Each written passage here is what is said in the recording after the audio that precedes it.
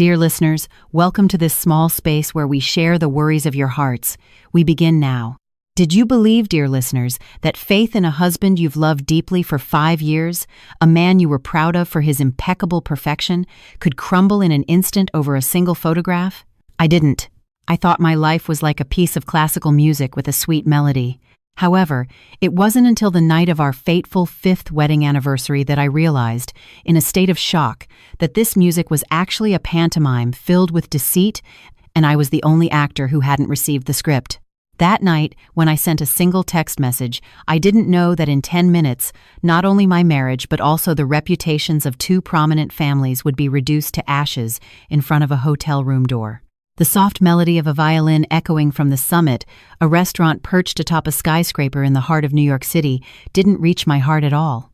In front of me, a dinner for 2 was perfectly arranged, a vase of red roses, 2 wine glasses gleaming in the candlelight, and a prime, dry-aged steak still steaming. Everything was perfect, except for the absence of one person. The man I had loved, dedicating 5 years of my youth to him, my husband Ethan, wasn't there. He had told me a sudden business trip to Chicago had come up, an important contract that couldn't be postponed. He called me with a voice thick with apology and guilt, promising to make it up to me as soon as he returned. I told him with a smile, "Don't worry, your work comes first. I'll be fine alone." I trusted him. I always had, unconditionally. For the past 5 years, Ethan had been, in my eyes and everyone else's, the epitome of the ideal husband. He was not only capable and gentlemanly, but also a man who loved his wife with devotion. He had never disappointed me. He had supported every one of my career decisions and had become a peaceful haven I could lean on after a hard day's work. I considered myself the luckiest woman in the world. I lifted my wine glass slightly, ready to take a solitary sip to commemorate this special, albeit incomplete, day. Just then, the phone resting on the table vibrated silently. It was a message from my one and only best friend, Chloe. I thought it would simply be a congratulatory message for our anniversary, so I opened it, but it wasn't. My heart sank like a stone. On the screen, there was no text, but a photograph, a very clear image. The background was the lavish lobby of the Grand Elysian Hotel, one of the most expensive places in the city. It wasn't Chicago, and the subject of the photo, a man with his back to the camera, but I could never mistake that height, that build. The designer suit I had picked out for him myself last week. It was my husband, Ethan. But he wasn't alone. His hand, the same one that had held mine just this morning, whispering promises, was wrapped around another woman's waist. A young, beautiful woman wearing an emerald silk dress I remembered seeing in a fashion magazine. They were standing very close, the woman's head resting gently on his shoulder. In Ethan's hand was a hotel room keycard, and she was smiling, a radiant, triumphant, and provocative smile. The world around me seemed to shatter, the sound of the violin, the laughter of people, the clinking of glasses in the restaurant. It all suddenly became distant, humming as if from another world. I couldn't hear anything anymore, only the sound of my heart breaking into 1,000 pieces. I struggled to breathe. A pain shot through my chest, as if someone were stabbing me with something sharp. A business trip to Chicago, an important contract. It was all a shameless lie. He was right here in Manhattan, checking into a 5-star hotel with another woman, on the night of our 5th wedding anniversary, no less. The pain hit me like a tsunami, washing away all my rationality. Hot, bitter tears began to well up. What had I done wrong? For the past 5 years, I had given my body and soul to this marriage. I had even turned down a promotion to director of the London branch to spend more time with him, and I had trusted him blindly. And the reward was this cruel and devastating betrayal. My hands were trembling so much I nearly dropped my phone. I took a deep breath, trying to wipe away the tears blurring my vision. I zoomed in on the photo to get a closer look at the woman's face, and then an emotion even more terrible than pain washed over me. I recognized her. I had seen her on the cover of a business magazine. It was Victoria Montgomery, the daughter-in-law of Catherine Davenport, the president of the Davenport Corporation. Yes, that Catherine Davenport, known in the business world as the matriarch of Wall Street, famous for her rigor and for valuing her family's reputation above all else. Victoria had been married to Mrs. Davenport's only son for 2 years. The news of their wedding had dominated the papers at the time, and now she was here, in my husband's arms, a married woman having an affair with a married man. This was no longer a simple case of adultery. It was a bombshell that could destroy the reputations of two families. And in that precise moment, a cold, audacious idea crossed my mind. The pain inside me suddenly vanished, replaced by an extreme fury and a steely determination. Ethan, if you want to play for high stakes, I'll play with you. But the loser will definitely not be me. My hands were no longer shaking. My fingers moved swiftly across the screen. It wasn't difficult to find Catherine Davenport's personal contact through my professional network. I took a deep breath, feeling my chest turn as cold as ice. I opened a new message and wrote a brief, polite line, but one sufficient to cause an earthquake. Dear Mrs. Davenport, good evening. This is Emily, Ethan's wife. Might I ask if your daughter-in-law, Mrs. Victoria Montgomery, is currently at the Grand Elysian Hotel for work purposes? I only ask because my husband also told me he had an important meeting there, in room 2109. I just wanted to be sure. Thank you. I reread the message. A bitter smile formed on my lips. Room 2109. The number a private investigator I had secretly hired had sent me along with this photo just a few minutes ago. There was no need to make a scene or storm the hotel. For someone like Catherine Davenport, a small doubt, this tiny spark, was enough for her to burn down the whole forest herself. I hit send. The message was gone. Now, all I had to do was sit here, finish my wine, and wait. I knew that. Given her character, Mrs. Davenport wouldn't call me to verify the facts. She would go there in person, and from her Upper East Side home to the Grand Elysian Hotel, it took exactly 10 minutes. 10 minutes for the greatest show to begin. 10 minutes that would end everything. Dear listeners, how will this play unfold? What cruel truths lie in wait behind the door? If this story has touched your heart, don't forget to subscribe to the channel and activate notifications so you don't miss the dramatic conclusion that's about to come. Your subscription is a great support for us to continue telling deeper, more meaningful stories. 10 minutes. Such a short span of time, yet for me, it felt like a century. I remained motionless in the red velvet upholstered chair, the wine glass still in my hand. The flickering flame of the candle cast my shadow on the wall behind me, a solitary, desolate shadow amidst this luxurious and romantic space. I wasn't crying anymore. The tears seemed to have dried up, and terrifying emptiness taking their place. In my mind, only images of the past swirled, fragments of sweet memories that, until a few minutes ago, I cherished like treasure. Now, those memories replayed like a slow-motion film, and each frame was like a blade cutting even deeper into my already shattered heart. How could I have been so foolish? How could I have been so blind? For the past 5 years, Ethan had built a perfect paradise without a single flaw, a paradise where I believed I would live forever. I still vividly remember the day we met. It was at a mutual friend's birthday party. Back then, I was a recent graduate, a clumsy and shy junior marketing employee. He, on the other hand, was already a sales director at a large corporation, mature, elegant, and with an irresistible charm. He was the one who approached me first, praising my smile as captivating. Throughout that evening, despite the numerous beautiful women around us, he only talked to me. He told me about his dreams and ambitions, the books he had read, the places he had traveled. He was intelligent, funny, and profound. For me, who only knew work, he was the first person to make me feel how vast and interesting the outside world was. He walked me home that night. Before saying goodbye, he didn't ask for my phone number directly.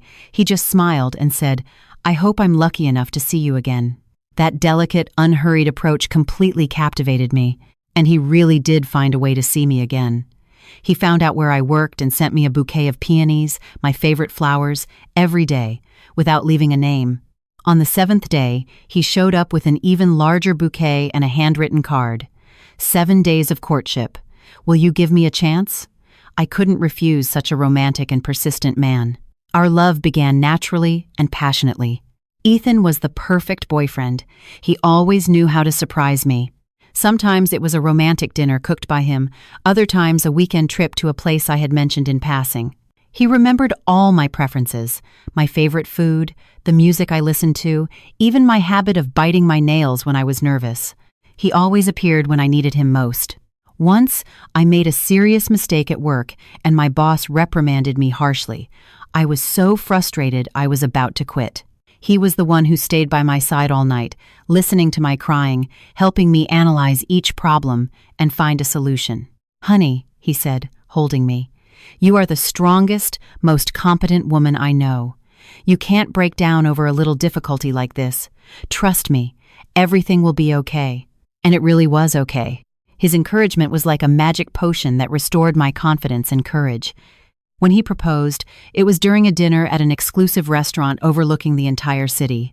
He had prepared everything: flowers, candles, and even a band playing my favorite music. He got down on one knee, offered me a sparkling diamond ring, and said, "Emily, marry me.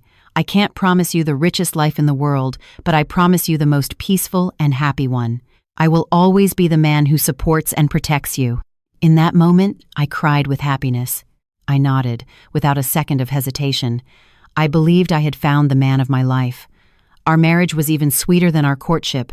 Ethan was not just my husband, but also my friend and soulmate. We shared everything, from the small things of daily life to the big plans for the future. He was always proud of me. Every time I had a success at work, he was happier than anyone. He would brag to all his friends and colleagues about what a competent wife he had. He never felt jealous or intimidated, not even when my career took off and my income began to surpass his. He would simply say, "With such an incredible wife, I'll have to work harder to keep up." It was precisely his support that made me work tirelessly. I wanted to be his pride, and I wanted to create a stable home so he could focus on his career with peace of mind. 2 years ago, when I was offered the position of director of the London branch, an opportunity anyone in my field would dream of, I hesitated greatly. It meant we would have to have a long-distance relationship, or he would have to quit his current job and follow me. I discussed it with him, and he said something that moved me deeply. "Emily, your career is important, but our family is more so. I don't want to be separated from you for a single day, but I also don't want to be a burden holding you back. Do what you think is right. Whatever decision you make, I will always be by your side." In the end, I turned down the opportunity. I chose my family. I chose to be by his side every day. At that moment, I didn't regret it at all. I thought no career could compare to the happiness of home. Now, looking back, I realize how stupid I was. Perhaps that was what he wanted. He didn't want me to get too far, to escape his control. He needed me here, in New York, to continue playing the role of the perfect wife in his play. Even my mother-in-law, Patricia, was an indispensable part of that perfect play. She was a retired school principal, with a kind and gentle demeanor. From the first day I came to her house as a daughter-in-law, she treated me like her own daughter. She was never demanding or meddled in our private affairs. Whenever Ethan and I had a small argument, she would always mediate and take my side. "Ethan, a man needs to know when to yield to his wife. Your wife works hard all day. You need to take care of her a bit when she comes home," she would often say. She also used to bring us nutritious food, insisting that I should take care of my health. I truly considered her my own mother and held her in the highest respect and love. I thought I was so lucky to have a wonderful husband and a caring mother-in-law, a perfect home, a perfect love. It was all too perfect, so perfect it seemed fake. The wine glass in my hand had grown cold. I set it on the table, the crystal hitting the marble with a sharp clack. That sound brought me back to cruel reality. The paradise I had lived in for the past 5 years was nothing more than a gilded cage built on lies. And I, a naive canary, had been happily singing inside that cage, knowing nothing. I looked at the photo on my phone again, saw Ethan's smile, Victoria's smile. I suddenly felt nauseous. All those sweet memories had turned bitter. Every promise, every loving gesture had become a clumsy performance. I believed that paradise would last forever, but I didn't know that right under my feet, hell had begun to show its first cracks a long time ago. Looking back over the last 6 months, I realized how clueless I had been. The signs of the cracks had appeared clearly, like wrinkles at the corner of one's eye, but I tried my best to ignore them, rationalizing that married life can't always be a bed of roses. I had been deceiving myself. Or, to be more precise, I had allowed the perfection created by Ethan to hide everything. The first crack began about 6 months ago with his increasingly frequent and sudden business trips. Ethan was a head of sales, and travel was common, but before, he always gave me a week's or even a month's notice. We would pack his suitcases together.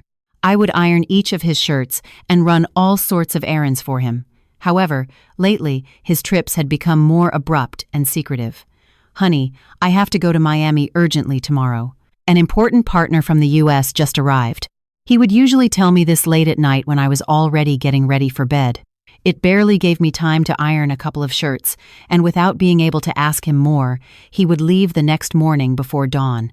These trips repeated with increasing frequency. Sometimes it was Miami, other times Chicago, and even some provincial city I had never heard of. He said the company was expanding its market and he had to do field visits, and I believed him. I only felt sorry for his hard work and worried about his health, without the slightest suspicion. Then the late-night meetings began. Before, no matter how busy he was, Ethan always tried to come home for dinner with me. But gradually, our dinners together became scarce. "You eat first. I have a meeting with the president tonight and I'll be late." Those messages became commonplace. I would sit alone at the table with a cold dinner, comforting myself with the thought that he was working hard for his career, for our future together. Some nights, I would fall asleep on the sofa waiting for him. He would return smelling of alcohol and an unfamiliar perfume. He would vaguely explain that he had been entertaining clients and would quickly get into the shower. I once scolded him for drinking too much, telling him to think about his health. He just smiled, hugged me, and said, "It's all for our family." Those words were like a sedative that calmed all my worries and anxieties. Again, I convinced myself that I should understand him, that I should be his unconditional support. The changes weren't limited to work. Even in our most intimate moments, I could feel an invisible distance. The hugs were no longer as tight, the kisses became quick and dry. He often said he was tired, that the stress from work left him no room to think about anything else. I was genuinely concerned for him. I looked for the best nutritional supplements, cooked him restorative dishes, and even signed up for a massage course to help him relax. I did everything I could as a wife to share his burden, but his response to my care was an increasingly evident evasion. He started putting a password on his phone, something he had never done before. When I asked him, he just smiled and said, "There are new security rules at the company. Important data can't be seen by anyone." He often went out to the balcony to talk on the phone, whispering, and would hang up immediately if he saw me approaching. These behaviors, though very subtle, were like a pebble in my shoe. They didn't hurt, but they created constant discomfort. The peak of suspicion came about 2 months ago, on a Saturday afternoon. It was my birthday. Ethan told me he had a sudden meeting he couldn't miss but promised to be back soon for dinner. I, excited at home, put on my most beautiful dress and did my makeup carefully, expecting a romantic evening. But 7, 8, 9 o'clock came and he didn't return. His phone had no signal. I started to worry that something had happened to him. Just then, our part-time housekeeper came to clean. While cleaning the study, she accidentally knocked over a pile of papers on Ethan's desk. As she bent down to pick them up, a small pink receipt fell from between the books. She didn't pay it any mind, but I saw it. I picked it up and felt my heart stop. It was a payment receipt from a luxury jewelry store. The item was a diamond necklace valued at nearly $250,000. The payment date was just yesterday. I stood frozen with the receipt in my hand, which was trembling uncontrollably. $250,000 was not a small amount. And tomorrow was my birthday. It was clear. It was a surprise gift he had prepared for me. He had lied about going to a meeting to go pick it up. Guilt and happiness mixed inside me. I had misjudged him. I quickly put the receipt back where it was. I didn't want to spoil his surprise. I felt better and continued to wait. But 10, 11, midnight came, and he didn't return. He came back at almost 1 inch the morning, completely drunk and with no gift in his hands. He staggered to the bedroom, collapsed on the bed, and fell asleep. The next morning, upon waking, he hugged me and wouldn't stop apologizing. He said the partner the night before had forced him to drink too much, and he couldn't refuse. He promised to make it up to me with another wonderful dinner. He didn't mention the necklace at all. And on my birthday, I received nothing more than a late apology. Where had that necklace gone? That question haunted my mind for days.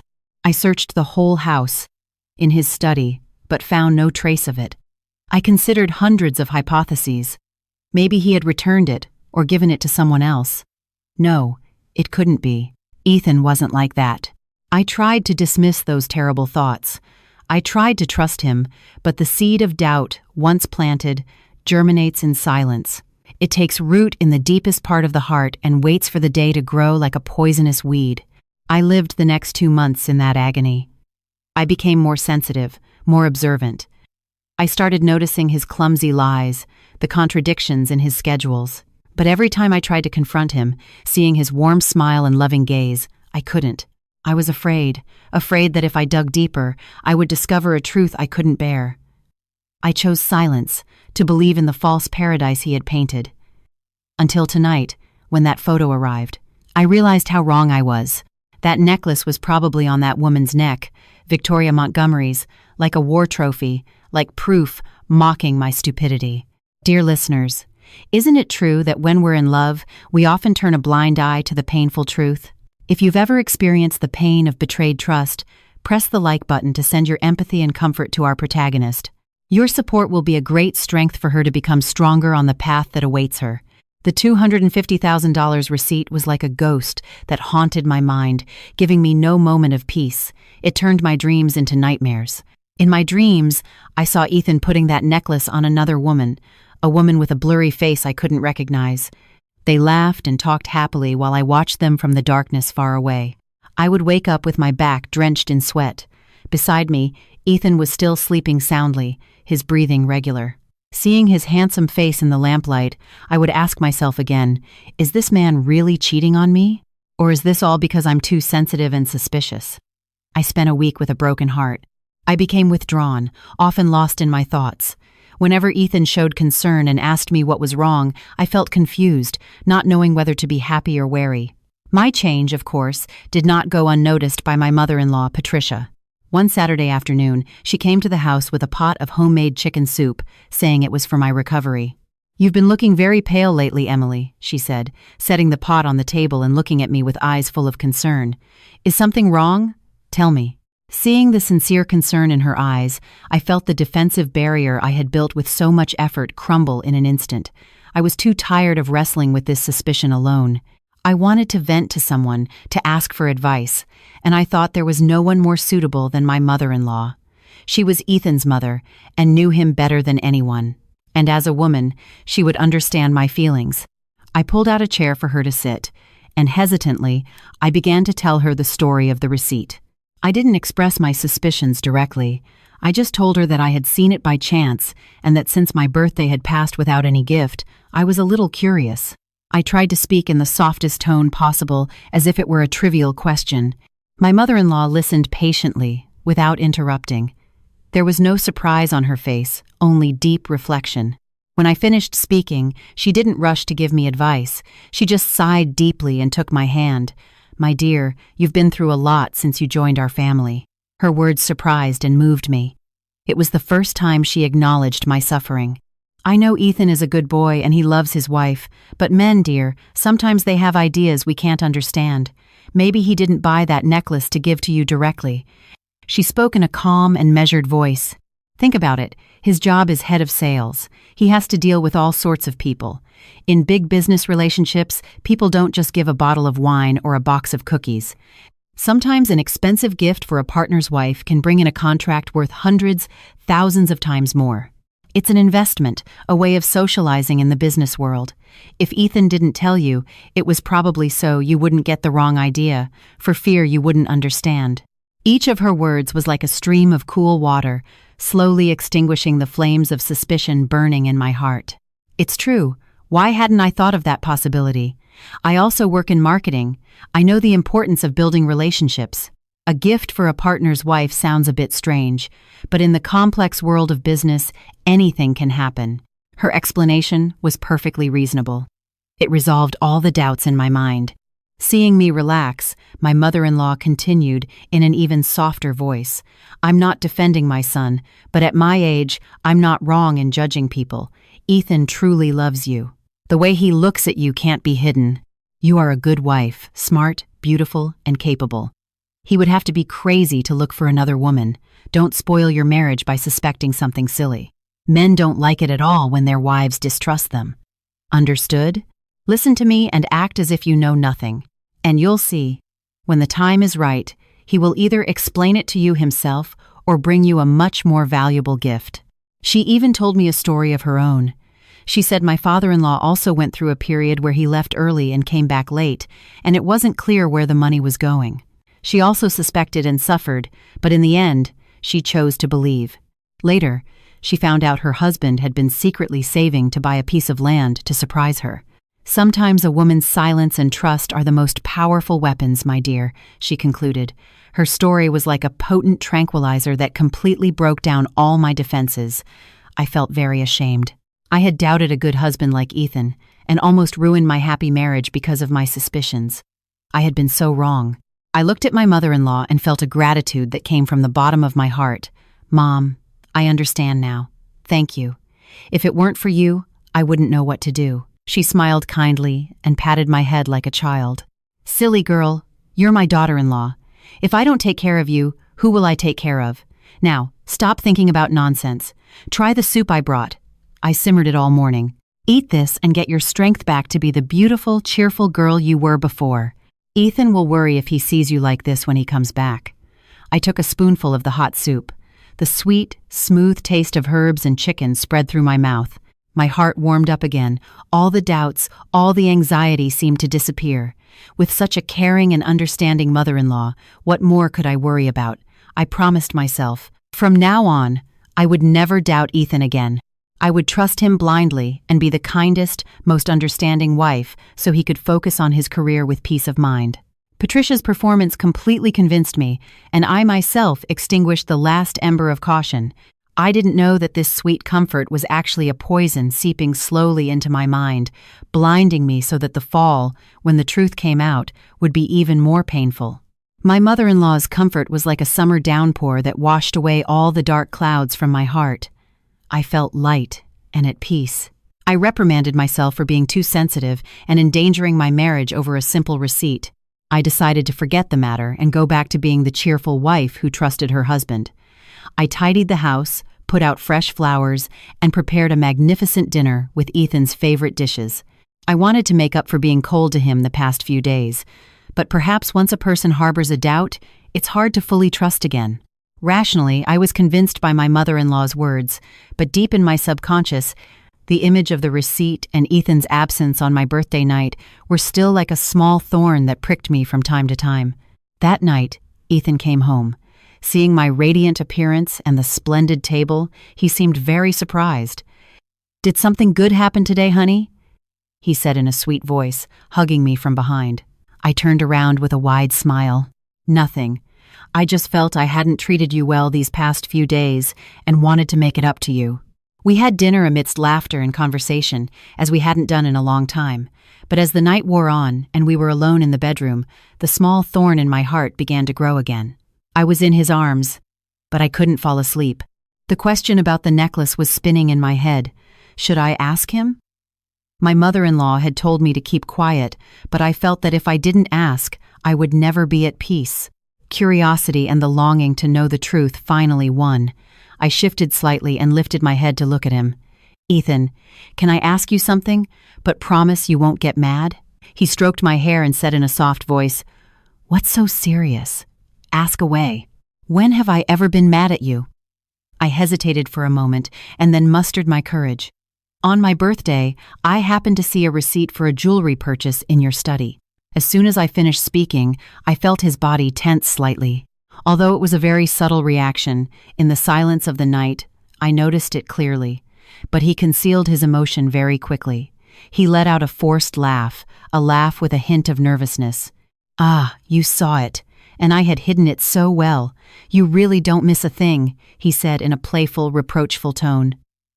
"So, you really bought it for me?" I asked, hope filling my heart. "And who else would it be for, silly?" He gently pinched my nose. But why didn't you give it to me that day?" He sighed and put on a sad expression. "I wanted to give you a big surprise. I had planned to take you to a special place after a romantic dinner to give you the gift. But suddenly, the meeting came up, and the client held me back and made me drink until I passed out. When I got home, you were already asleep. The next day, when I woke up, I saw you weren't in a good mood, and I felt so guilty that I thought this gift no longer made sense. I was going to find another good occasion to give it to you, but you beat me to it. You spoiled my surprise. His explanation sounded completely reasonable, and all the details fit perfectly. He even expressed disappointment and guilt on his face. I started to think I had been wrong. "I'm sorry," I whispered. "I shouldn't have doubted you." "It's okay." He held me tighter. "It's my fault for not being by your side on your birthday, but you've disappointed me too. Why don't you trust me? In the last 5 years, have I ever done anything to make you doubt?" His question was like a knife twisting in the wound. It's true. In the last 5 years, he had never failed me, and I had doubted him. I was so wrong. I messed up. "Don't be mad anymore, okay?" I said in a coaxing voice, rubbing my head against his chest. "It won't happen again." "I'm not mad," he said in a cheerier voice. "But since you spoiled my surprise, you'll get a punishment now." He started to tickle me, and I couldn't stop laughing. The room was once again filled with laughter. All the doubts, all the tension seemed to dissipate. I fell completely for his performance, for his perfect explanation. The next morning, when I woke up, Ethan had already left for work. On my pillow was a dark blue velvet box. I opened the box excitedly, and inside was a sparkling diamond necklace. It was the one. Next to it, a handwritten note said, "For my beautiful and suspicious wife, I love you." I put on the necklace and smiled happily. I felt like a fool. I had almost lost my happiness because of my own imagination. I promised myself this would be the last time. From now on, I would never again let stupid doubts affect our love. I didn't know that this necklace, this surprise gift, was just a prop in his play. He hadn't prepared it to give to me, but to deal with the situation in case I found out. He had foreseen everything. He had calculated every step. My questioning, far from unmasking him, only served to further consolidate my trust and give him the opportunity to more deeply play his role as the perfect husband. I lost resoundingly in the game. I tried to turn around, and that magnificent deception left me completely disarmed. So when the truth, even crueler, was later revealed, I had no strength left to resist. I walked deeper, of my own accord, into the trap he had so carefully laid, a sweet but deadly trap. After the failed interrogation and Ethan's surprise gift, I completely discarded all my doubts. Our life returned to its sweet rhythm, even with more passion than before. Ethan seemed to feel guilty for having missed my birthday. He spent more time with me.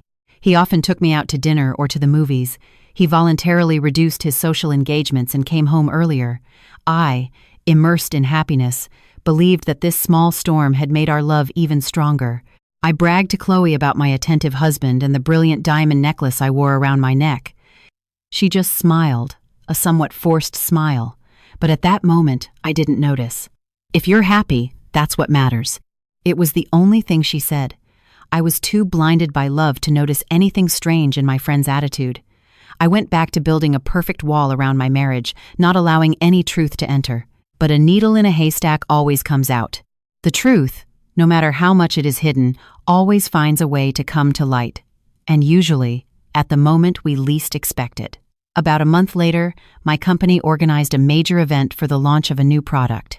As the VP of marketing, I was in charge. The event was a huge success, attracting the attention of numerous media outlets and partners. Afterwards, we held a party at a luxury hotel. Everyone was toasting cheerfully.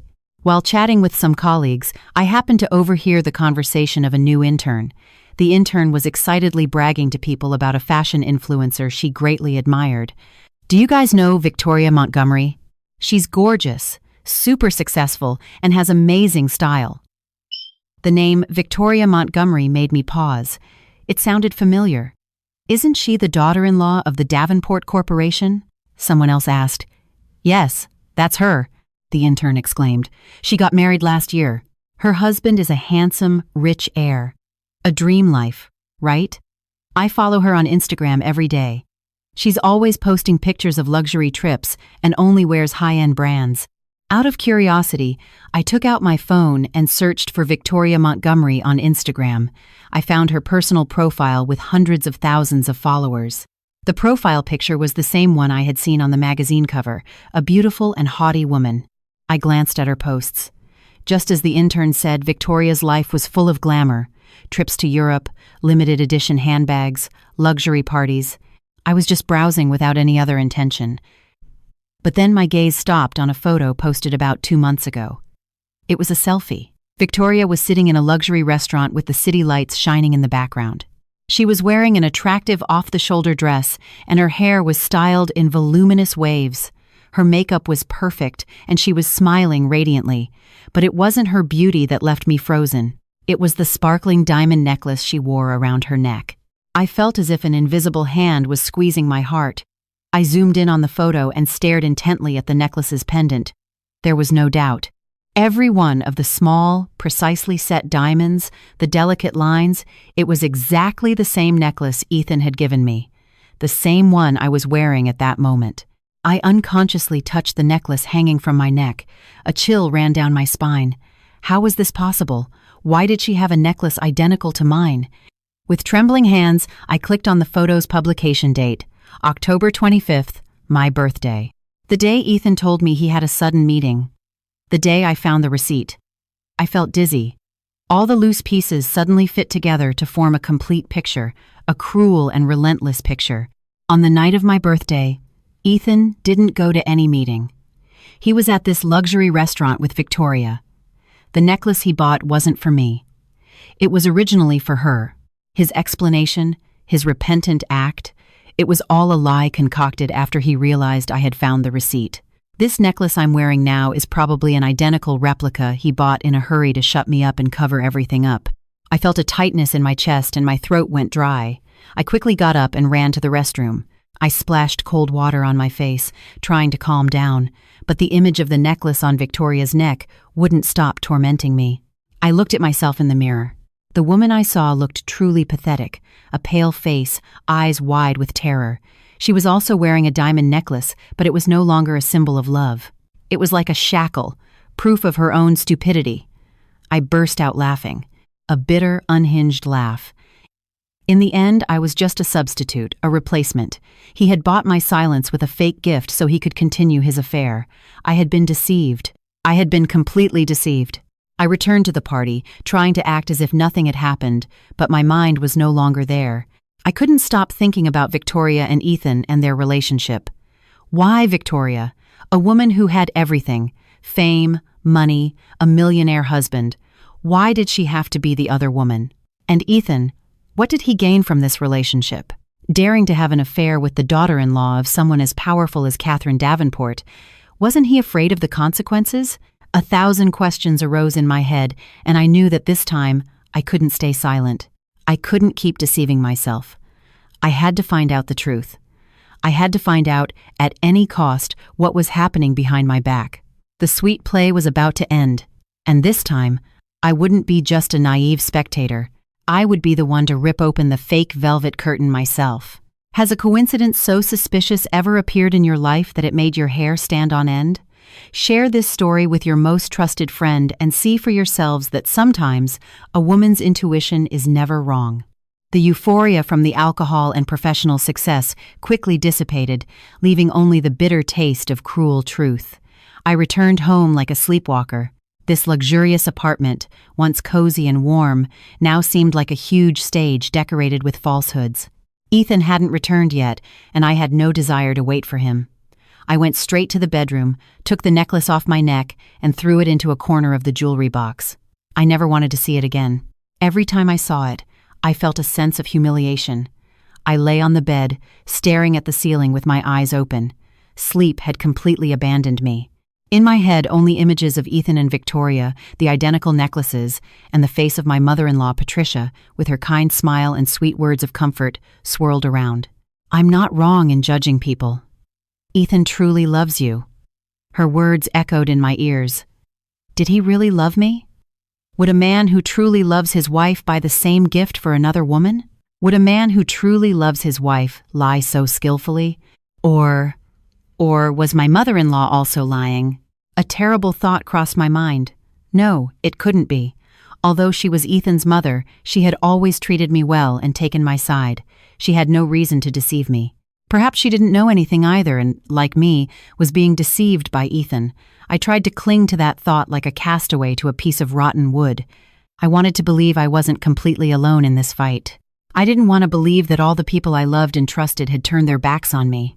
But the truth is often crueler than we can imagine, and it came 2 days after that fateful night, on a Monday afternoon. That day, I took the afternoon off, using the excuse that I wasn't feeling well. I wanted to be alone in the tranquility of my home to sort out my confused thoughts. Around 3 inches the afternoon, while I was trying to read a book on the balcony without being able to concentrate, the doorbell rang. I looked at the intercom and saw it was my mother-in-law. She had come unannounced. A whirlwind of emotions seized me.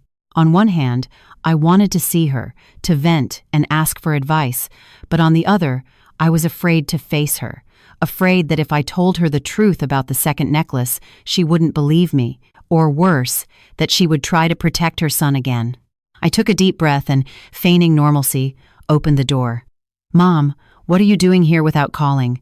I was coming from the doctor's and thought of you, so I stopped by," she said, smiling, with a bag of oranges in her hand. "Ethan told me you weren't feeling well. Are you sick? Shouldn't you go to the doctor?" Her concern comforted me a little. Maybe I was being too paranoid. "I'm fine, Mom. Just a little tired from work." Come in, come in." I let her in and prepared her a cup of hot tea. We sat in the living room chatting. She asked about my work, about my parents' health. She was still the same attentive and detailed mother-in-law as always.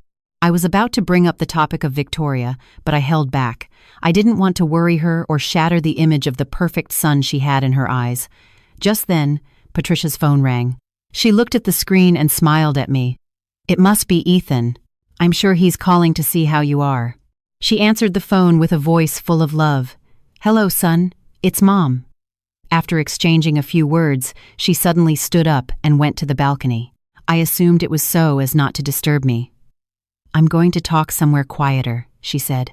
The glass door to the balcony wasn't closed properly, but slightly ajar. I was sitting in the living room, but I could vaguely hear her conversation. At first, I had no intention of listening, but a few of her words caught my attention. "I think she's suspicious again lately. Yes, she's been in a bad mood for a few days. Don't worry, Mom can handle this. You just focus on your work. Yes, be careful with that, Victoria. Her family isn't just anyone, so be careful you don't get caught." "Yes, understood. I'll try to talk to her. Emily trusts me blindly. She believes anything I tell her. I have to go. I'm at her house. If I talk too long, she'll get suspicious." Each of her words was like a hammer blow to my head. My ears were ringing, and I felt my blood run cold. I sat motionless in the chair, unable to believe what I had just heard. Emily trusts me blindly. She believes anything I tell her. So, that was it. That was it. Her concern, her comfort, it was all an act to calm me down and cover up her son's sins. Not only did she know about Ethan's affair, but she was his accomplice, his helper in the cover-up. This shock was 1,000 times greater and more painful than when I discovered Ethan had another woman. The person I respected as my own mother, whom I trusted with all my heart, was the one stabbing me in the back. I felt sick. Love, family, affection, everything I believed in was a farce. I was living in a den of wolves, amidst a family of professional scammers. Together, they had woven a perfect web, and I was the stupid prey who had walked right into it. My mother-in-law finished the call and came back in with a kind smile.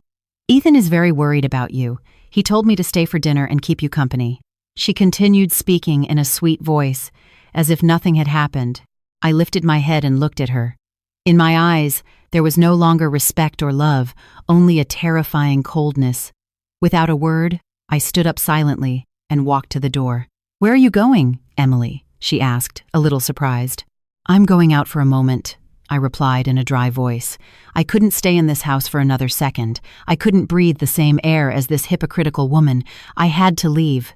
I had to leave to recover and prepare for war. A war I couldn't afford to lose. I ran out of the apartment like a fugitive. I didn't know where I was going. I just knew I had to escape from there, from that suffocating space filled with lies and betrayal. I drove aimlessly through the busy streets of New York. The tears started to flow again, but this time, they were not tears of pain, but of anger and resentment. They had deceived me. They had both deceived me, mother and son. They had treated me like a fool, like a puppet they could manipulate at will. Their performance was so perfect, so elaborate. They had taken advantage of my love and trust to turn me into a tool for their dirty purposes. I thought I was strong and intelligent, but against their cunning, I was nothing more than a naive child. I parked at a cafe by the roadside and sat alone at a secluded table. I had to calm down. I had to think. Crying and suffering now would solve nothing. I had cried enough. Now it was time to act. My mistake had been to remain silent, to try to believe blindly. My mistake had been to think I could face this alone and discover the truth. Now I realized I couldn't be alone in this war. I wasn't just facing an unfaithful husband, but a whole family of scammers. They were in cahoots, they had a plan, and they wouldn't hesitate to use any means to protect their interests. I needed allies. I needed thorough preparation. I had to go from being the prey to being the hunter. The first person that came to my mind was my best friend, Chloe. She was the one who sent me that fateful photo. Maybe she already knew something before but hadn't dared to tell me directly. I dialed Chloe's number. On the other end, she answered almost instantly, as if she had been waiting for this call for a long time. "Emily, are you okay?" Her voice was full of concern. "No, Chloe, I'm not okay at all. Can you come? I need you." Half an hour later, Chloe arrived. Seeing my pitiful state, she hugged me tightly without a word. Her hug was incredibly warm, like a firm support when I was about to collapse. I told her everything, from the necklace, to my mother-in-law's comfort, to the call I had just overheard. Chloe listened patiently, and in her eyes there was anger and resentment. "I suspected it for a long time, Emily," Chloe said when I finished telling her everything. "Your husband, Ethan, is not as simple as you think. I've seen him several times with that Victoria in very discreet places. I wanted to tell you, but I was afraid you wouldn't believe me, that I would break up your family. I had hired a detective to follow him for a week. The photo from the other day is just a small part." Chloe opened her phone and showed me other photos. Ethan and Victoria entering a hotel hand in hand, kissing and hugging in a car. Each photo was like a knife twisting deeper into my heart. "And your mother-in-law too," Chloe continued. "She also seemed a bit strange to me, too good, too attentive to be a real mother-in-law." I suspected she was acting. And now it's all clear. They are accomplices. "So what do I do now?" I asked with a helpless voice. "Divorce him." "Of course, you have to divorce him," Chloe said firmly. "But not just any divorce. You've sacrificed for 5 years. You can't leave with empty hands. They have to pay for it, for the lies, for the betrayal, and for your tears." "But how? I have no more proof than these few photos." "Of course you do," Chloe scoffed. "Have you forgotten who you are? You're a VP of marketing. You have a brain, you have contacts, and most importantly, you have me by your side." Chloe squeezed my hand tightly, giving me encouragement. "Listen to me carefully, Emily. From now on, you have to turn pain into reason. You have to become colder and more calculating than them. They can't know that you've discovered everything. You have to continue playing the role of the naive and hurt wife. The more pathetic you seem, the better." "Why? I didn't understand." "So they let their guard down," Chloe explained. "Meanwhile, we will secretly gather evidence of Ethan's infidelity, evidence of your mother-in-law's complicity, and maybe even financial evidence. I don't think someone like Ethan is completely clean in his work. We're going to uncover everything. When we have enough evidence in hand, we'll deliver a mortal blow without giving them time to react." Chloe's plan sounded bold but very reasonable. It's true. I couldn't keep acting like a fool. I needed a plan, a clear strategy. In this war, I didn't just want a divorce. I wanted justice. "But I need a good lawyer," I said. "Don't worry," Chloe smiled. "I have a cousin, Mr. Ramsey, who specializes in complicated divorce cases. He's very good and very discreet. I'll set up an appointment for you tomorrow." "What you need to do now," Chloe said, looking me straight in the eyes, "is to dry your tears, go home, and start the performance of your life. You have to act very well, Emily. Act until the velvet curtain of this play comes down on your terms." Chloe's words were like a ray of light that illuminated the dark path ahead of me. I no longer felt helpless or alone.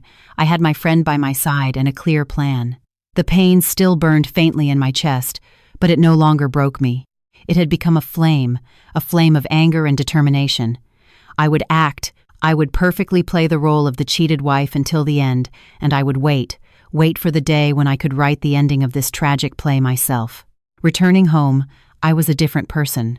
I still had a sad expression. My eyes were still red. But deep down, the weak and love-vulnerable Emily was dead. In her place, a cold, calculating, and determined Emily was born. When I returned, my mother-in-law rushed to ask me how I was, perfectly playing her role as the worried mother. "Emily, where have you been? You didn't answer your phone. I was so worried. Is something wrong?" "You look terrible." I rested my head on her shoulder and pretended to sob. "Mom, I don't know what to do. I'm so miserable." I began my performance. I cried to her about the stress from work, about the loneliness I felt when Ethan went on business trips so often. I tried my best to appear weak, vulnerable, and in need of support. My mother-in-law, as expected, completely bought my act. She hugged me, comforted me, and reassured me. There. Don't cry anymore, child. I'm here. Everything will be okay. I'll talk to Ethan to make him spend more time with you." That night, when Ethan returned, Patricia called him into a separate room and they talked for a long time. I don't know what they talked about, but afterward, Ethan's attitude completely changed. He became more affectionate, more attentive. He canceled all his dinner appointments and stayed home with me. He even suggested, "What do you say we go on a trip this weekend, honey? It's been a long time since we've spent time alone." Everything was going according to Chloe's and my plan. The more attention and affection they showed me, the more they let their guard down. They thought I was still the docile little lamb who could be swayed by sweet words. They didn't know that this lamb was shedding its skin and quietly sharpening its horns. While they were indulging in their performance, Chloe and I began to act. The next day, I met with Mr. Ramsey. He was a middle-aged gentleman with a piercing gaze. After listening to my entire story, he didn't offer any words of comfort. He just asked me one thing. "What do you want to achieve with this divorce?" "Justice," I replied firmly. "I want him to leave with nothing, and for everyone to know the true face of him and his mother."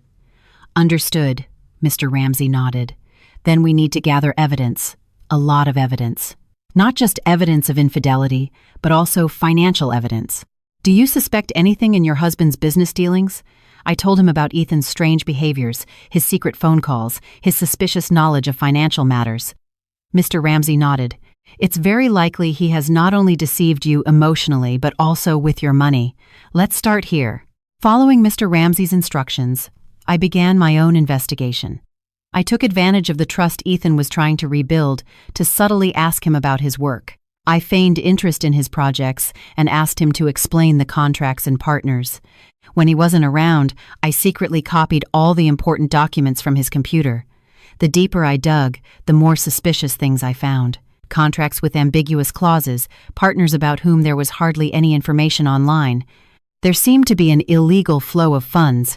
At the same time, Chloe was not resting. She combined her contacts with the information obtained from the detective to investigate Victoria, and what she discovered truly stunned us. The daughter-in-law of the Davenport Corporation, Victoria Montgomery, was actually a piece in a much larger game. Her marriage to the heir was just a marriage of convenience for business reasons. Her husband was a notorious playboy who had no interest in his wife. Victoria's affair with Ethan was not just for romantic reasons. It had another purpose. Ethan had promised to help her divert part of her in-laws' fortune through a phantom investment project. They were a pair of scammers using each other for profit, and I and Victoria's husband were just victims, a shield to cover up their conspiracy. This truth enraged me, but at the same time, it left me bewildered. I wasn't the only victim in this play. I decided to play a bolder card. I had to make Ethan and Victoria expose themselves. I told Ethan that the following week I had to go on a business trip to London for a week. It was the perfect opportunity that I had created myself. I was sure that as soon as I left, he wouldn't waste the opportunity to be with his lover. "Are you going alone?" Ethan asked, hiding the joy in his eyes. "No, I'm going with some colleagues. Take good care of the house while I'm away," I smiled, perfectly playing the role of the attentive wife. "Don't worry. Have a good trip. I'll take good care of the house, he hugged me. A hug full of hypocrisy. The day I left for London, I didn't go to the airport. I went to a hotel near our home and booked a room with a good view. Chloe and the detective team were ready. As expected, just a few hours after my departure, Ethan's car pulled up to the main entrance of the Grand Elysian Hotel. He and Victoria entered hand in hand once again, but this time they didn't know that their every move was being meticulously recorded by dozens of hidden lenses. The net was cast, and the prey had walked right into it. Sitting in the hotel room, watching the real-time footage transmitted to my computer, I felt strangely calm. My play was about to end, and this time, I was not only an actress, but also the director, the person who would decide the fate of all the characters in this play. If you are eagerly awaiting the protagonist's thrilling comeback, subscribe to the channel right now. The journey to reclaim justice has just begun, and the most intense parts are yet to come. Don't miss a single moment. The hotel room I was staying in instantly became a small command center. The large laptop screen continuously streamed images from the hidden cameras with crystal-clear sharpness. I could see Ethan and Victoria sitting in the hotel's luxurious restaurant, laughing and chatting happily as they toasted with wine. I could see Ethan gallantly pulling out Victoria's chair, looking at her with an expression full of affection. If this had been the me from a month ago, these scenes would have probably killed me with pain, but now they only deepened my contempt. Beside me, Chloe was intently watching another screen displaying data from the tracking device the detective had placed in Ethan's car. She was constantly taking notes of places and times. "They didn't just go to the hotel, Emily," Chloe said without taking her eyes off the screen. Before this, Ethan picked up Victoria and they went to a law firm in Midtown. They were there for over an hour. A law firm. What were they doing there? A bad feeling crept over me. "I've sent someone to investigate," Chloe continued. "It's a firm specializing in corporate law and mergers and acquisitions. I don't think they were just on a date. They're definitely planning some big deal." A deal?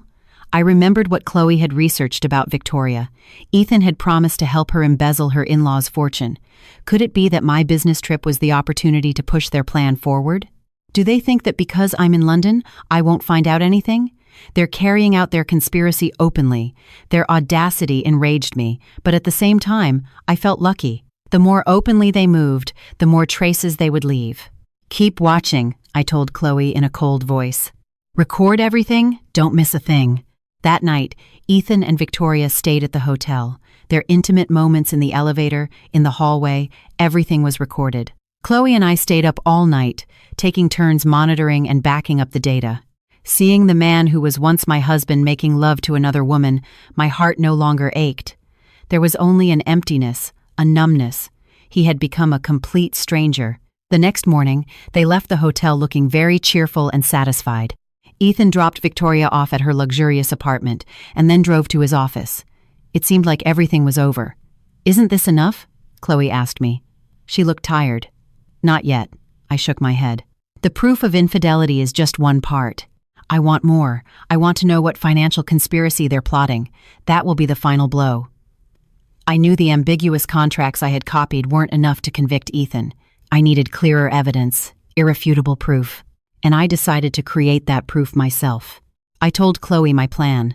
Upon hearing it, her eyes widened in astonishment. "Emily, are you crazy? It's too risky. What if you get caught?"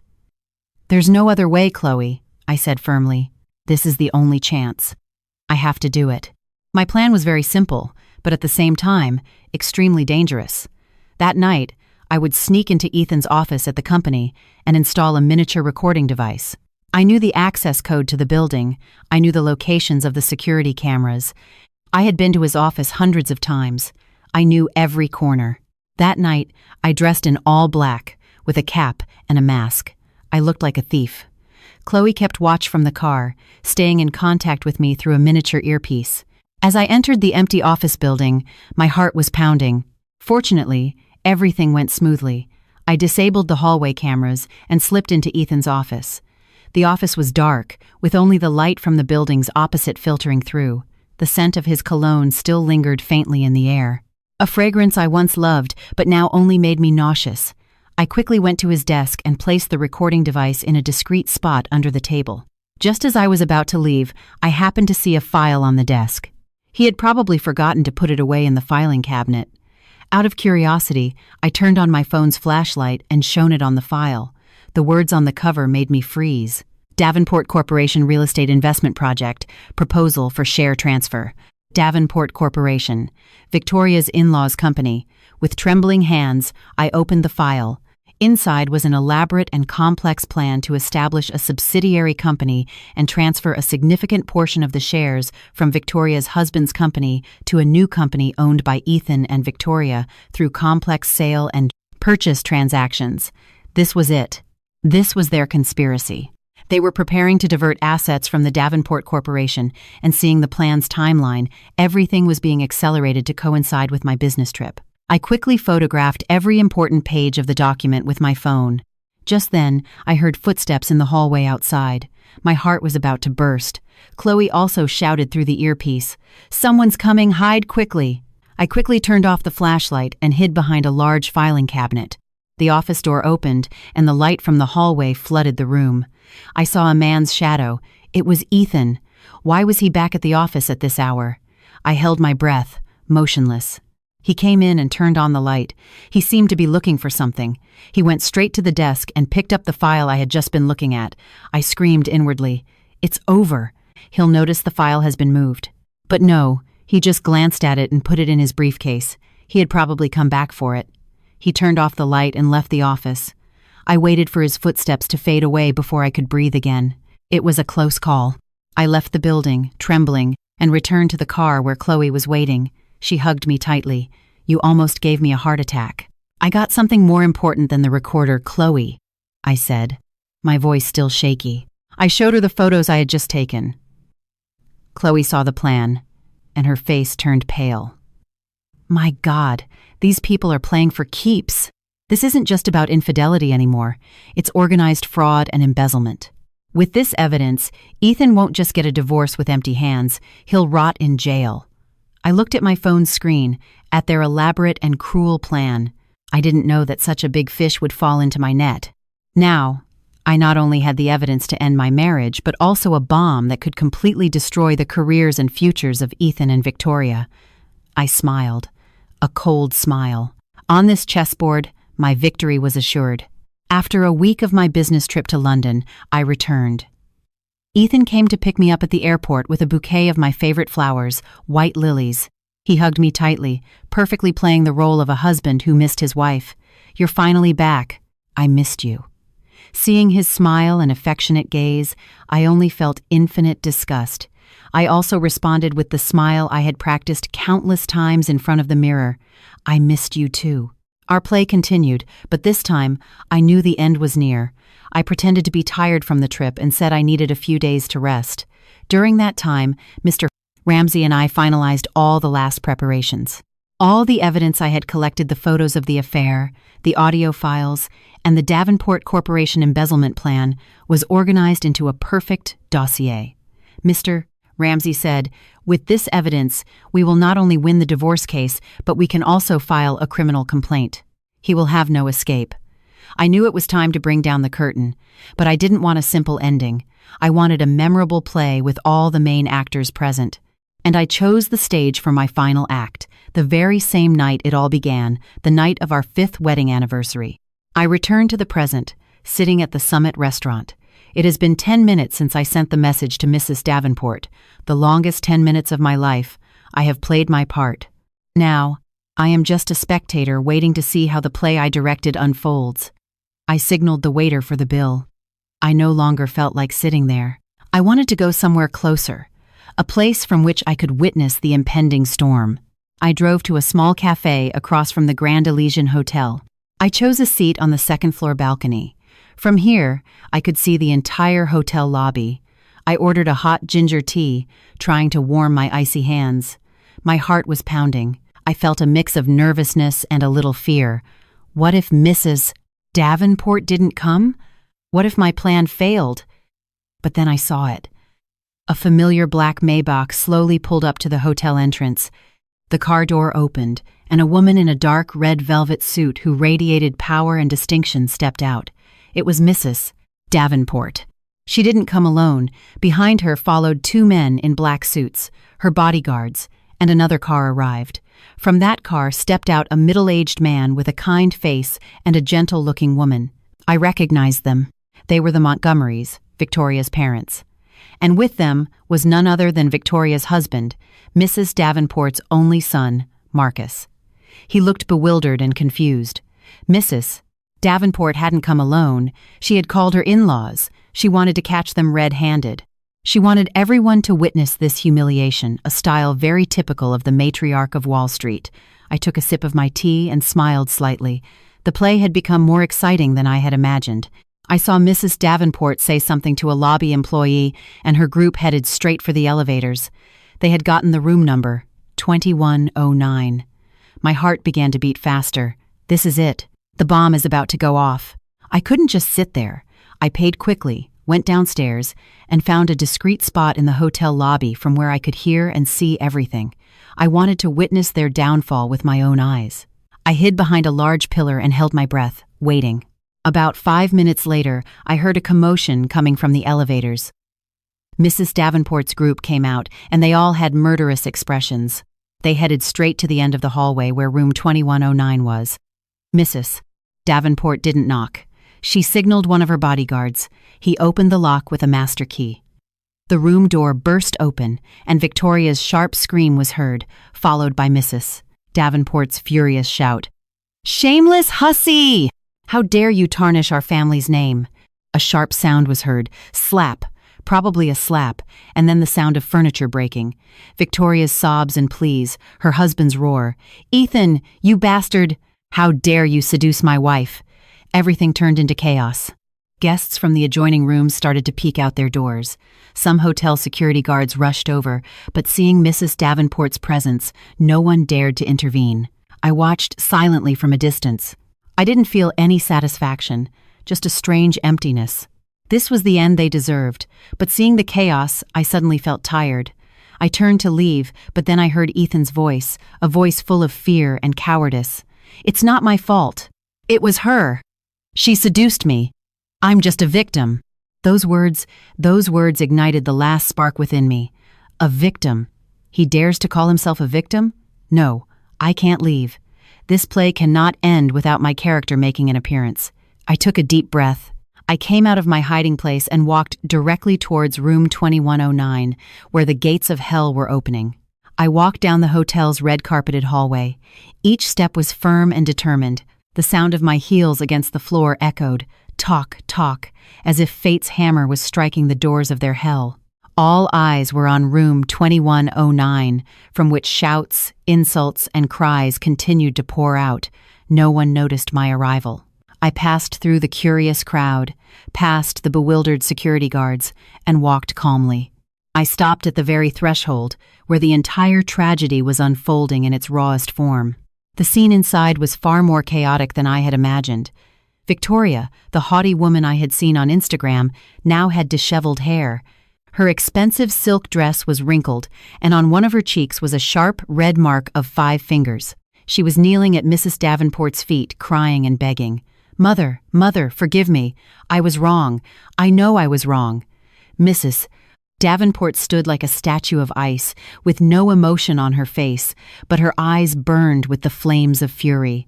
Victoria's parents were in a corner, their faces as pale as wax, not daring to lift their heads in shame. Victoria's husband, Marcus, had Ethan by the collar and was pushing him against the wall. His face was red with anger. "You bastard! I thought of you as a brother, and you dare to stab me in the back." My perfect husband, Ethan, now looked truly pathetic. His elegant suit was wrinkled, his tie askew, and his face was white with terror.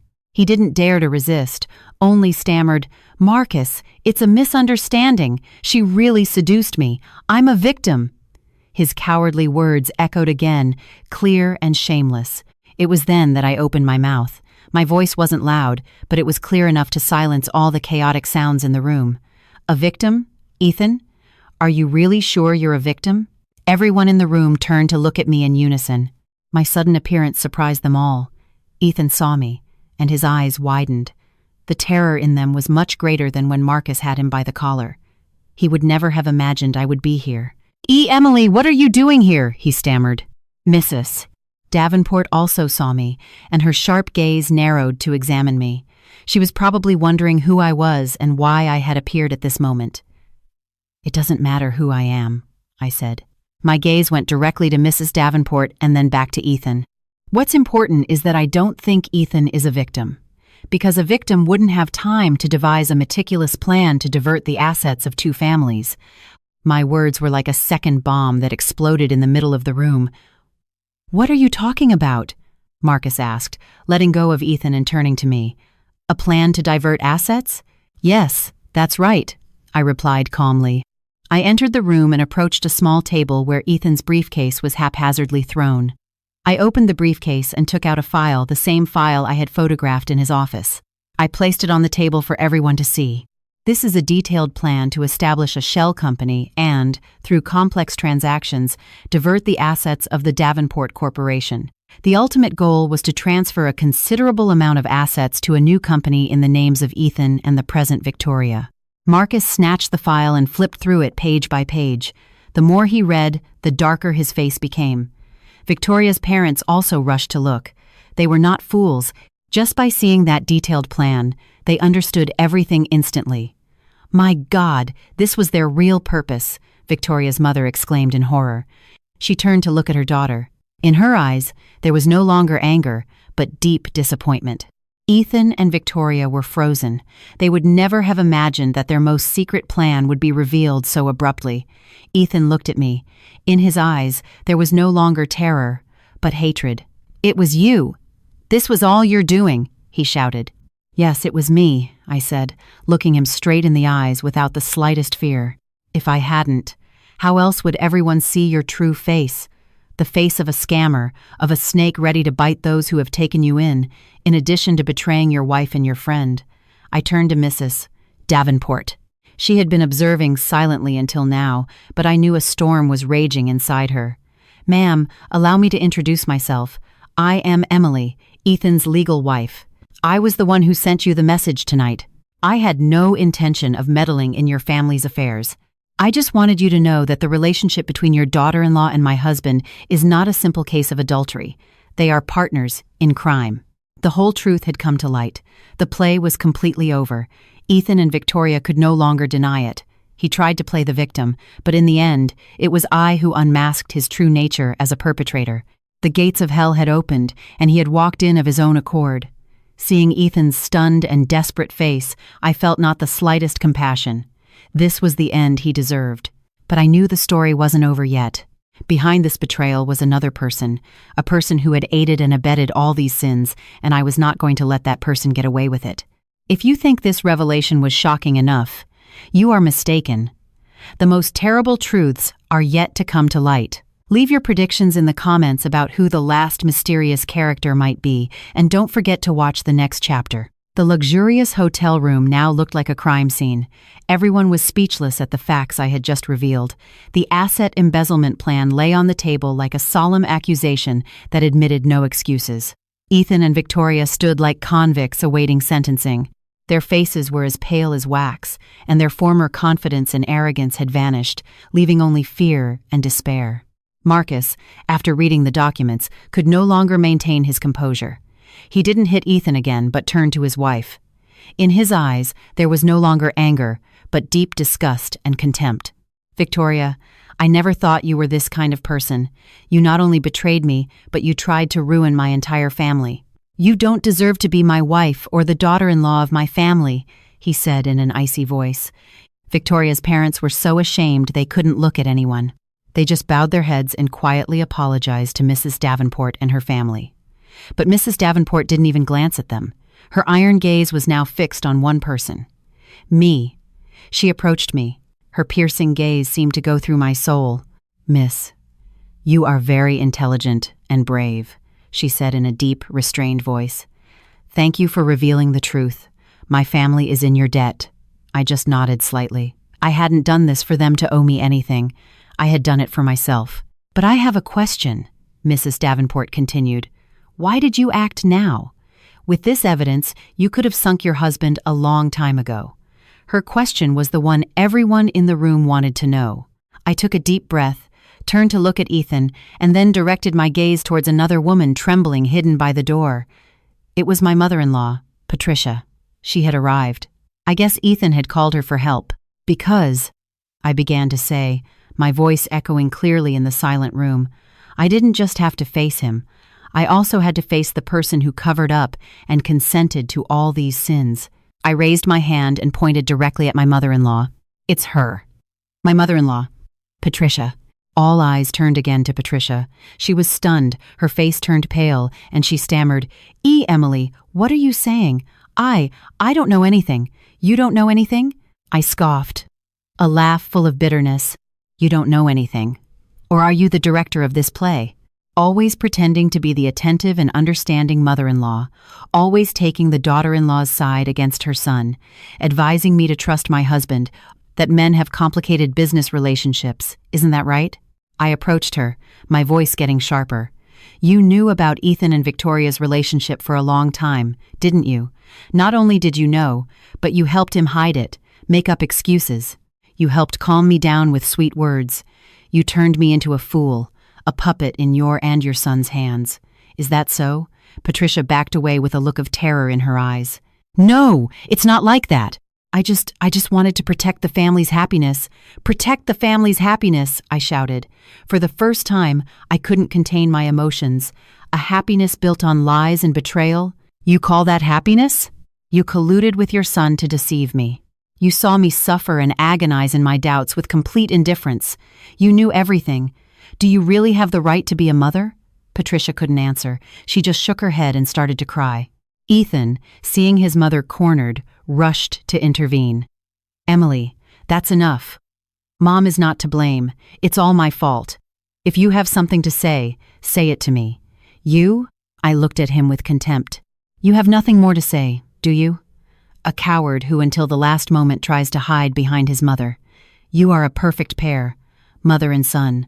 One cunning, the other weak. Since you created this play together, now face the ending together. I turned to Mrs. Davenport. She had been silently observing our family drama. Ma'am, do you understand now why I had to go this far? I had no other choice. If I hadn't saved myself, I probably would have lived the rest of my life in their lies. Mrs. Davenport nodded. Her eyes were full of contempt for Patricia. Understood. I didn't know such hypocritical and evil people existed in the world. She ordered her bodyguard to call the police. I'm going to report these two for fraud and embezzlement. I will not stand by. Upon hearing the word police, mother and son completely broke down. Patricia collapsed to the floor, crying inconsolably. Ethan knelt and crawled towards me, grabbing my skirt. Emily, please, please forgive me. Forgive my mother and me. Just this once. I'll do whatever you want. I'll divorce you. I'll give you half of my assets, but please don't call the police, please. I looked at the man kneeling at my feet, the man I once loved with all my heart. I felt no emotion in my heart. I coolly pushed his hand away. It's too late, Ethan. The price of betrayal is never cheap. I walked out without looking back. Behind me, the cries, pleas, and the shouts of the police mingled, creating a chaotic music that marked the end of a long play full of lies. I left the hotel and took a deep breath of the fresh New York night air. I had done it. I had ended the play of my life with my own hands. It was all over, and a new life awaited me. The storm passed, leaving only ashes. The scandal at the Grand Elysian Hotel was a bomb that exploded across all media and social networks. The photos of Ethan and Victoria caught red-handed. My revelation, the arrival of the police, everything was recorded by curious guests and spread in an instant. The reputations of two families, my former in-laws and Victoria's, completely collapsed. They went from being envied families to the laughingstock of the world.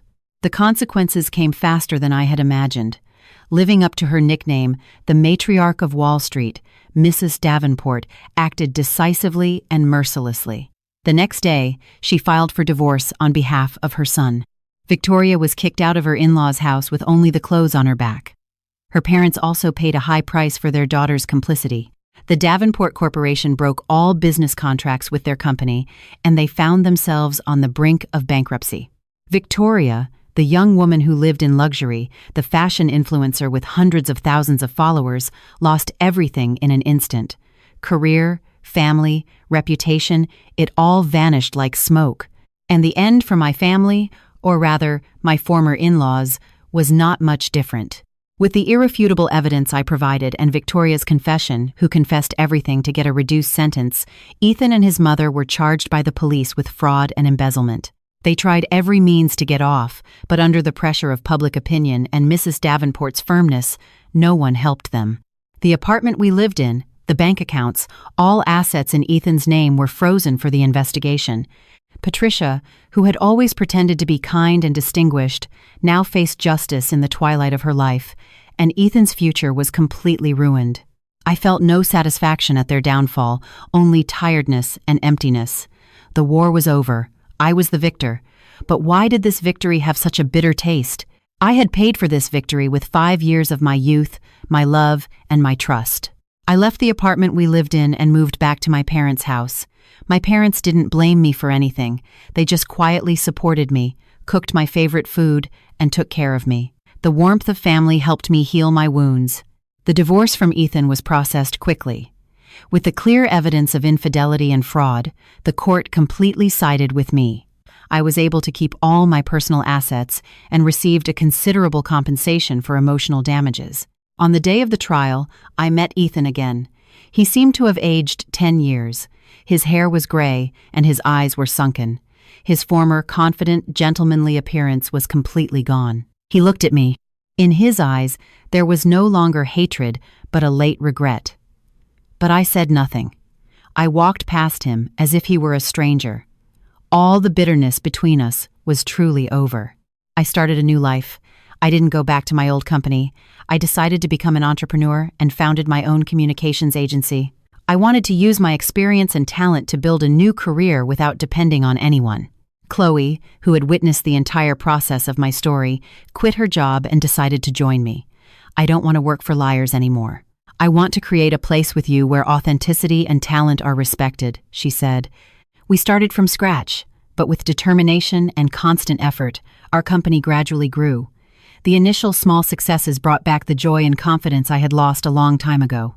One afternoon, sitting in our new office, looking out at the vibrant cityscape, I received a call from an unknown number. "Hello, is this Emily?" The voice on the other end of the phone was somewhat familiar. "Yes, this is she." "I'm sorry. Who is this?" "It's Marcus, Victoria's ex-husband." I was surprised. Why was he calling me? "If you have time, I'd like to invite you for a coffee. I have something to tell you." I hesitated for a moment and then accepted.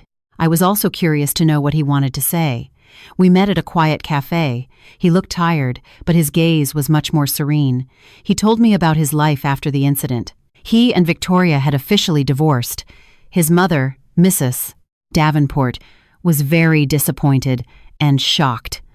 "I called you today," he said, "to apologize and to thank you." "Apologize?" I asked, surprised. "Yes, apologize," he nodded. "I want to apologize for being so stupid, for not seeing the true face of the people around me sooner, and for causing you trouble. And to thank you. Thank you for revealing everything so bravely. If it weren't for you, I would probably still be living a lie." He looked at me with sincerity. "Emily, you are a truly special woman, strong, intelligent, and with great self-respect. Ethan didn't know how to value you. That will be the biggest loss of his life." His words unsettled me a little, but I felt my heart warm. For the first time, a man recognized and respected my true essence. We talked for a long time like old friends. As we parted, he said, "If you ever need help, don't hesitate to call me." I smiled and nodded. I knew that one door had closed, but many others were opening.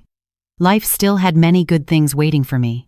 Every woman is like a flower that can be trampled by the storm, but if she maintains the roots of her dignity and will, one day she will sprout again and bloom even more radiantly. If you agree with these words, share this story to spread the message about women's rights and the power of regeneration. Time flies, and 2 years passed in the blink of an eye. My life had entered a completely new chapter, a much brighter and more meaningful one. My and Chloe's communications agency, which started in a small office with a few employees, had become one of the most prominent firms in the industry. We carried out numerous successful campaigns for major brands, earning a solid reputation and prestige. I was no longer the weak and love-vulnerable Emily of the past. The business world had made me tough and decisive, but it had not made me lose my sensitivity and delicacy as a woman. I found joy and passion in my work, in creating new value. Each successful project, each client's praise, was a confirmation of my own worth. My relationship with Marcus had also progressed in an unexpected way. After that meeting at the cafe, we stayed in touch as friends. He often asked about my work and gave me useful advice. He also told me about his life, about the pressure of running a large corporation after his mother retired. We found in each other the empathy and understanding of those who have gone through a wound together. Gradually, from friendship, another feeling blossomed between us, a natural and sincere feeling. He was not a romantic man like Ethan. He didn't say sweet things, but by his side, I always felt a complete calm and confidence. He respected me, valued my talent, and always supported me in pursuing my dreams. This love was not as passionate and blind as the previous one, but it was more mature, deep, and solid. One autumn afternoon, at the same restaurant, The Summit, where I once spent my anniversary night alone in tears, Marcus proposed to me. There were no flowers or candles. He simply took my hand and said, "Emily, over these 2 years, you have taught me what a strong and wonderful woman is. I don't promise you a paradise. You have already created your own paradise. I just want the chance to enter that paradise and build a simple and eternal happiness with you. Will you marry me?" I cried, but this time they were tears of complete happiness. I nodded. Our wedding was intimate, with only the closest family and friends. My mother and Mrs. Davenport, 2 powerful women, were now in-laws. They had gone through the storm together, had seen their children grow, and had found an affinity in each other.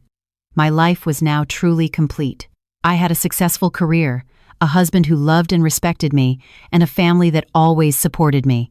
The painful memories of the past seemed very distant, remaining only as an expensive lesson that had made me value what I had now even more. Sometimes I would hear news of the people from the past. Ethan, after getting out of prison, couldn't regain his position. It is said that he lives a quiet, difficult, and regretful life. Patricia, I learned, had aged a lot and was frail, living alone and isolated. It was said that Victoria had moved to another city to start over, but no one knew exactly how she was living. I no longer hated them.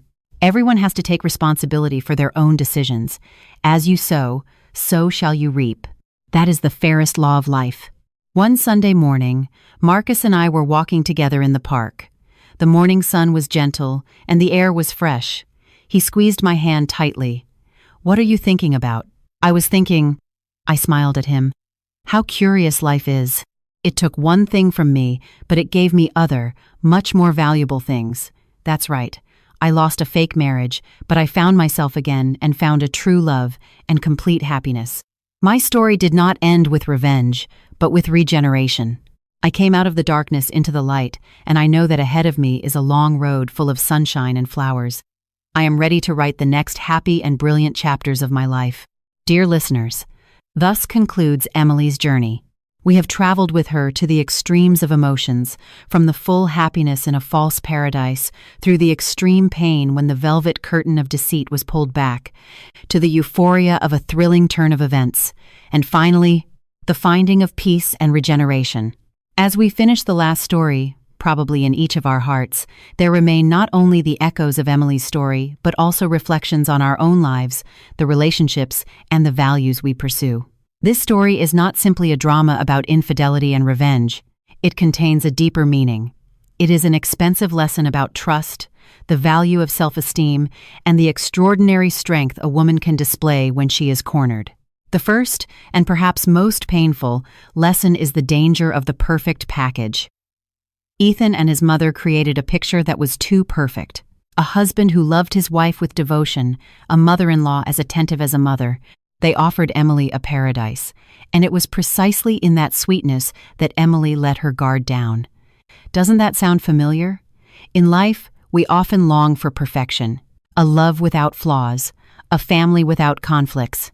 And when we find something similar, we tend to ignore the strange signs, the small ripples. We blame ourselves for being too suspicious, for spoiling something good.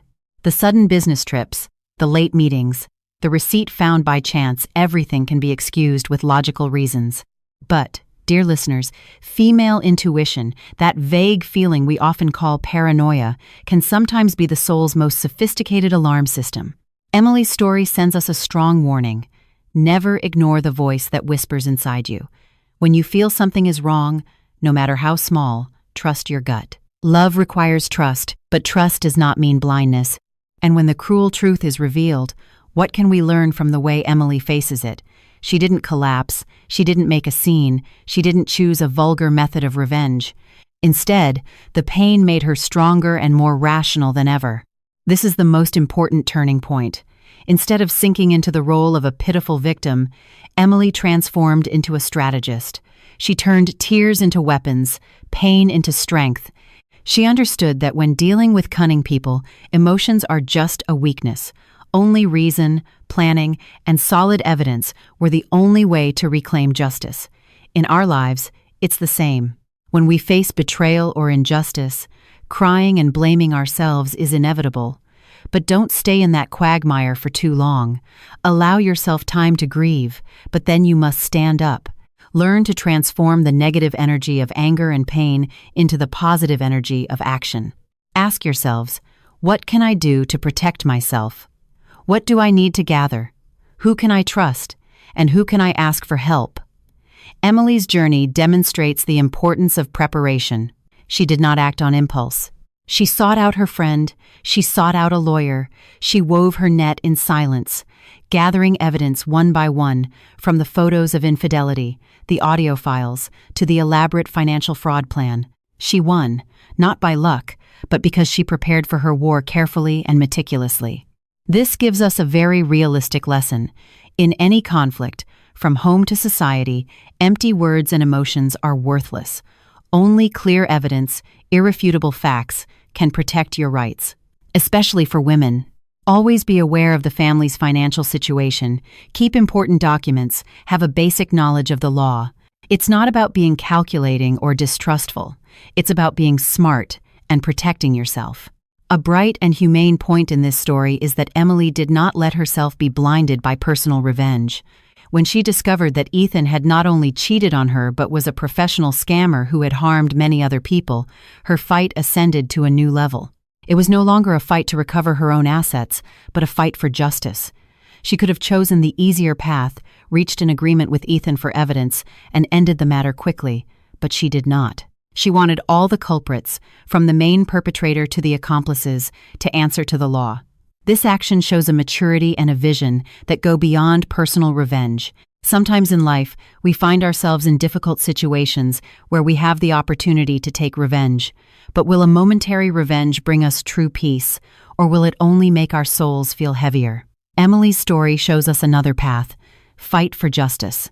When you turn your own struggle into a struggle for a greater value, you are no longer alone. And your victory will not only bring you liberation, but can also be a torch that illuminates the path and gives strength to others in the same situation. And finally, the lesson on regeneration.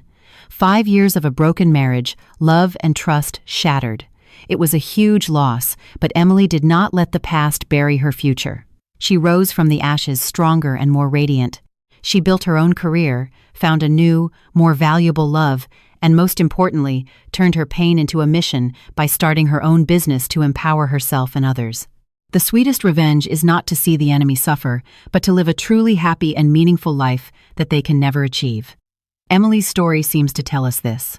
There is no eternal pain. If this door closes, another will open. After the rain, the earth hardens. The important thing is whether we have the courage to go through the rain, if we have the faith to wait for the sun. Every woman has an extraordinary potential within her. Never underestimate yourselves. Never think that you cannot live without someone. You are your own paradise, and you are the only ones who can decide the happiness of your life. Emily's story has ended, but I believe the lessons we have learned from it will resonate forever. It is a lesson about wisdom in love, strength in the face of adversity, and the tolerance to find peace.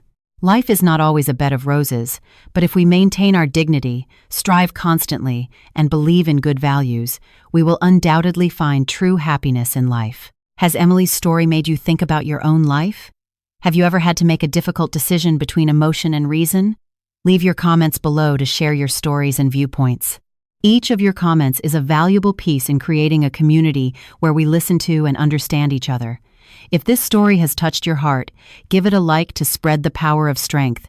Share this with the women you love, and subscribe to the channel so you don't miss the next deep and meaningful story.